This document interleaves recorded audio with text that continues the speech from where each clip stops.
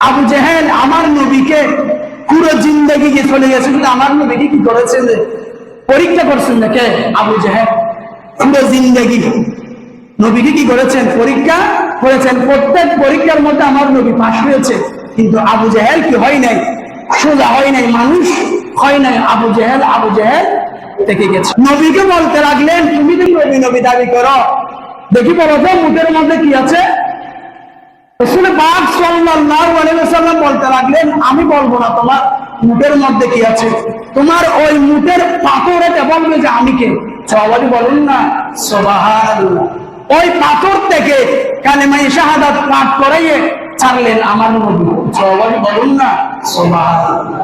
এরপরেও আবু জেহেলের মন কি হয় নাই? শান্ত হয় নাই। ইয়ামেনের শাসক হাবিব ইবনে মালিককে তলব করলেন, নিয়ে আসলেন মক্কার জমিনের মধ্যে আমার নবীকে পরীক্ষা করার জন্য। উনি পরীক্ষা করতে করতে করতে করতে উনি ফেল করে ফেলেছেন। বিদেশ থেকে মানুষ নিয়ে আসছে শুধু নবীকে পরীক্ষা করার জন্য। উনি আসছেন হাবিব ইবনে মালিক। আপনি যদি নবী হন তাহলে ওই চাপেটা দ্বিখণ্ডিত করে দেখান তো। আমার নবী শাহাদাত আঙ্গুল দিয়ে চাপ দ্বিখণ্ডিত করে দেখা যাচ্ছে। সবাই বলুন না সুবহানাল্লাহ। এরপরেও শেষ হয়নি, উনি বলতে লাগলেন, আমার এগুলো কিরকম কিরকম লাগতেছে। আপনি যদি সত্যিও যদি নবী হন তাহলে আপনি, আমি এখান থেকে আসার সময় মনে মনে একটি নিয়ত করে আসছি এখানে, আমি কি নিয়ত করে আসছি এটা বলো। যদি বলতে পারে আপনি সত্যি নবী। সবাই বলুন না সুবহানাল্লাহ। আমার নবী বলতে লাগলেন, তোমার একটি কন্যা জন্ম থেকে কুম্ভ, তুমি আসার সময় নিয়ত করে আসছো, আমি যদি সত্যি নবী প্রমাণিত হই তোমার মেয়ের জন্য দোয়া চাইবা আমার কাছে। অতএব আমি তোমার মেয়েকে রোগ মুক্ত করে দিলাম। তোমার মেয়ে, তুমি বাড়িতে গিয়ে দেখো তোমার মেয়ে মুসলমান হয়ে গেল। সবাই বলুন না সুবহানাল্লাহ। এই কথাটা শোনার সাথে সাথে ইয়ামানের শাসক হাবিব ইবনে মালিক কালেমা পড়ে নবীর হাতে মুসলমান হয়ে গেল। সবাই বলুন না সুবহানাল্লাহ। মক্কা থেকে ইয়ামানে ফিরে গিয়ে বাড়িতে গিয়ে দেখে মেয়ে বাবার জন্য, কুম্ভ মেয়ে, অসুস্থ মেয়ে, জন্ম থেকে অসুস্থ মেয়ে বাবার জন্য দাঁড়িয়ে রইলেন, অপেক্ষা করতে লাগলেন। সবাই বলুন না সুবহানাল্লাহ। সেজন্য শায়ের বলে, আল্লাহ কোরআন পাঠালেন নবীকে চেনাতে, দুনিয়া বানালেন নবীর শান দেখাতে।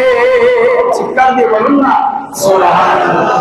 আমরা যে বলি কোরআন শরীফ, কোরআন শরীফে ফাড়াই দিলে শুধুমাত্র আন নবীর সিনে দিলে, আন নবীর সিনে দিলে। সবাই বলুন না সুবহানাল্লাহ। দুনিয়ায় বানাইতে শুধু নবীর সম্মান, নবীকে কত মর্যাদা ইজ্জত সম্মান দিয়েছেন, এগুলো আমরা এমনিতে বুঝবো না বিদায় এগুলো বোঝানোর জন্য দুনিয়াকে মহান আল্লাহ তাআলা সৃষ্টি করেছেন। সবাই বলুন না সুবহানাল্লাহ। শায়ের বলেন, আল্লাহ কোরআনে পাঠালেন নবীকে চেনাতে, দুনিয়া বানালেন নবীর শান বুঝাতে। আল্লাহ কোরআন পাঠালেন নবীকে চেনাতে, দুনিয়া বানালেন নবীর শান বুঝাতে। বেহেশতের পাতায় পাতায় লতায় লতায় নবীর নাম। আমরা যে বেহেশতে যাব সেদিকে চোখ ফিরাই, সেদিকে নবীর নাম লেখা দেখবো। সবাই বলুন না সুবহানাল্লাহ। আরশ আল্লাহর নামের পাশে নবীর নামের মনোগ্রাম। আরশ আল্লাহর মধ্যে আল্লাহ তাআলার নামের পাশে আর নবীর নাম যুক্ত এক। সবাই বলুন না সুবহানাল্লাহ। আল্লাহ বেহেশত বানালেন নবীর প্রেমেতে, আল্লাহ হাসরে ঘটাবেন নবীর শান দেখাতে। চিৎকার দিয়ে বলুন না সুবহানাল্লাহ। আমরা যে বলি কিয়ামতের মাঠ, হাসরের ময়দান, ওই ময়দান এটা আয়োজন করবেন আমার নবীর শানগুলো সকল নবীকে দেখানোর জন্য, উম্মতকে বোঝানোর জন্য, উম্মতকে দেখানোর জন্য। সবাই বলুন না সুবহানাল্লাহ। পরে বলতেছে আল্লাহ তাআলা নবীর প্রেমে করেছে শুভে সৃজন, হাবিব বলে মরি নবীকে করেছেন সম্বোধন, করেছেন সম্বোধন। আল্লাহ দরুদ পড়ে নবীর প্রেমেতে, দরুদ শরীফ শুধু আড়ানো করি, আল্লাহ তাআলা আর নবীর প্রেমে পড়ে দরুদ পড়ে, সবাই বলুন না সুবহানাল্লাহ। আল্লাহ নামাজ না পড়ে নামাজ আড়া পড়ে দিই, ফেরেশতা নামাজ না পড়ে নামাজ আড়া পড়ে দিই। আল্লাহ আব্দুল নামাজ পড়ে ফরজে, ফেরেশতা না পড়ে আইনও পড়ি, কিন্তু দরুদ আর নবীর উপর দরুদ আইনও পড়ি, ফেরেশতাও পড়ে। ওই উম্মত বান্দা তোমরাও আমার নবীর উপর দরুদ পড়ো, সবাই বলুন না সুবহানাল্লাহ।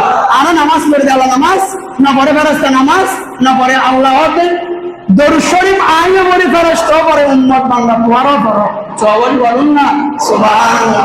তো এই দরুদ পড়িবার সময় আর আস্তে আস্তে করুন। আজ এতুল মৃত্যুর আগ পর্যন্ত মিলাদ, কিয়াম, দরুদ, সালাম পড়ার সময় চিল্লিয়ে পড়ব, পড়ার মহান আল্লাহ তাআলা সেই তৌফিক দান করুক। সকলে বলুন আমিন।